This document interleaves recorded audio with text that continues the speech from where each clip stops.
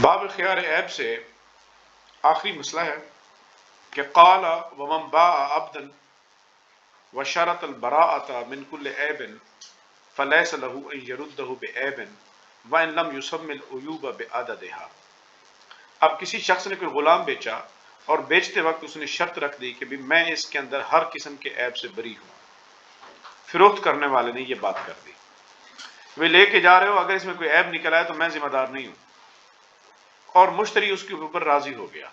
خواہ اب وہ کہہ رہے جی اس کے اندر کوئی بھی عیب ہوا تو اس کا مطلب ہے وہ کہتا ہے کہ میں خواہ وہ عیب جو میں جانتا ہوں یا وہ عیب جو میں نہیں جانتا، اور مشتری کے بھی خواہ وہ عیب علم میں ہو یا اس کے علم میں نہ ہو، اگر مشتری رضامندی کا اظہار کر دیتا ہے تو پھر کہتے ہیں کہ بھئی فلیس لہو، اب مشتری کے لیے اجازت نہیں ہے کہ ان یردہ بعیب، کہ اس کو کیا کرے گا، عیب کے ساتھ لوٹا لے۔ وَإِن لَمْ يُسَمَّ الْعُيُوبَ بِعَدَدِهَا،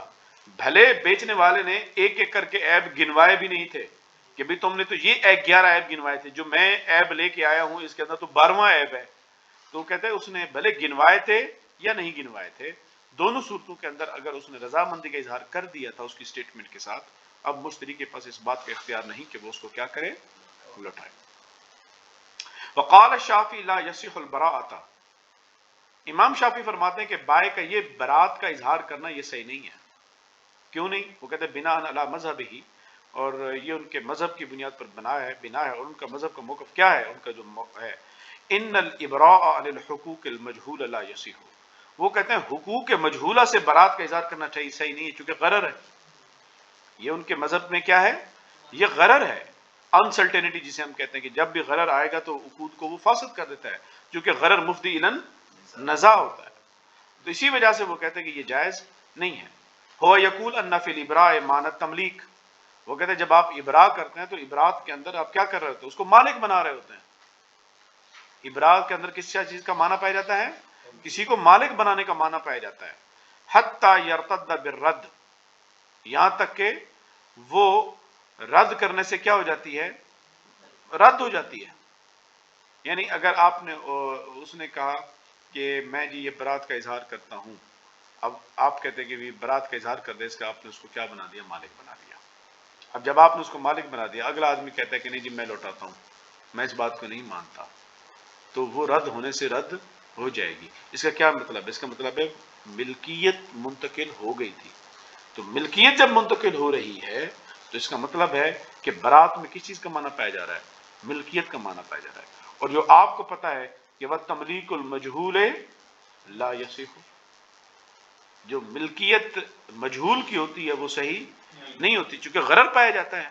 یہی تو وجہ ہے کہ بھی آپ جب بیع کرتے ہیں، آپ کہتے ہیں کہ میں نے آپ کو چیز بیچی اور آپ نے چیز کو مجہول رکھا، تو آپ کہتے ہیں کہ یہاں پر ملکیت نہیں جائے گی، کیونکہ یہ تملیک المجہول ہے اور یہ جائز نہیں ہے۔ مولانا صاحب ہدایہ کہتے ہیں کہ ہماری دلیل کیا ہے، کہتے ہیں ان الجہالۃ فی الاسقاط، وہ کہتے ہیں کہ امام صاحب یہ معاملہ تملیک کا نہیں ہے، یہاں پر ہم وہ جو برات کرتا ہے، برات سے مراد برات تملیک کے معنوں میں نہیں ہوتی، برات اسقاط کے معنوں میں ہوتی ہے۔ برات کس کے معنوں میں ہوتی ہے، اسقاط، یعنی وہ اپنے حق سے دستبردار ہو رہا ہے، وہ اپنے حق سے دستبردار ہو رہا ہے، جو یہ کہہ رہا ہے کہ جی ٹھیک ہے میں راضی ہوں،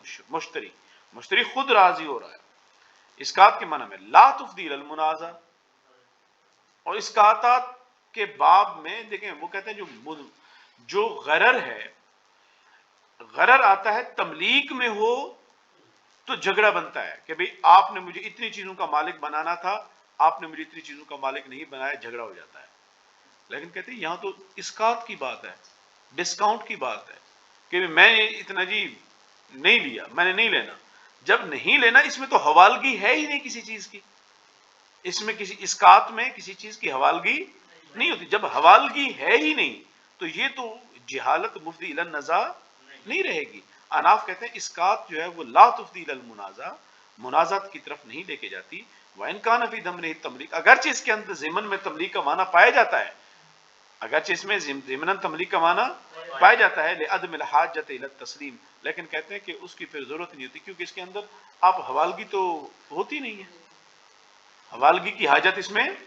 ہوتی ہی نہیں ہے۔ فلا تکون مفسدہ، پر فلا تکون مفسدہ، پس اس سے یہ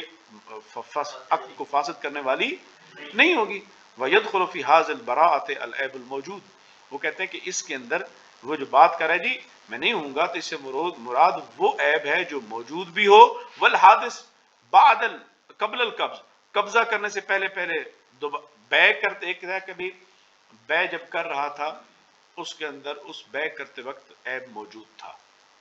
پھر اس کے بعد اس کو جب قبضہ دینے لگے تو قبضہ دینے سے پہلے ہاتھ سے گر گئی، ایک اور عیب لگ گیا، وہ عیب حادث ہے لیکن قبضے سے پہلے۔ تو کہتے ہیں جب وہ برات کر رہا ہے کہ اس کے اندر میں کسی طرح کے عیب کا ذمہ دار نہیں ہوں گا، تو یہ دونوں طرح کے عیب سے برات ہے، ایک بے کرتے وقت جو عیب موجود ہوگا اور ایک قبضہ کرنے سے پہلے جو نیا عیب لگ جائے گا وہ بھی اس میں موجود ہوگا۔ فی قول ابی یوسف وقال محمد، وہ کہتے ہیں لا يدخل فیہ الحادث قبل القبض، وہ کہتے ہیں وہ تو برات جب اس نے کیا تھا تو برات سے مراد صرف انہی ایوب سے برات ہوگی جو پہلے لگ گئے، بعد میں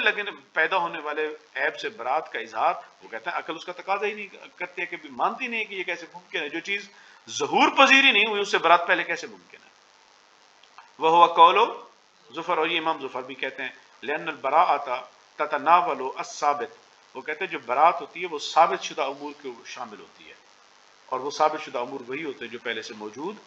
ہوتے ہیں۔ والے ابی یوسف، امام ابو یوسف کہتے ہیں ان الغرض من الابراء، یعنی برات کرنے سے جو غرض ہوتی ہے، مقصود ہوتا ہے، وہ کیا ہوتا ہے؟ الزام العقد، عقد کو لازم کرنا ہوتا ہے۔ کس طرح؟ بے اسقاط حق کے ہی ان صفت سلام، کہ جو مشتری ہے سلامتی کی صفت سے کیا ہو جائے، سلامتی کی صفت کے اپنے حق سے دستبردار ہو جائے، اور دستبردار ہوگا تبھی تو عقد کیا ہوگا؟ لازم ہوگا۔ اور وہ مشتری کہہ رہا ہے کہ جی میں مانتا ہوں، میں تسلیم کرتا ہوں اس برات کو، تو کہتے تبھی تو عقد کیا کریں گے؟ اس پر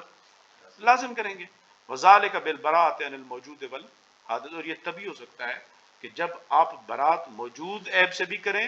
اور حادث عیب سے بھی کریں، تبھی تو عقد لازم ہوگا، ورنہ عقد لازم ہی نہیں ہوگا۔ مثال دے دے اس بات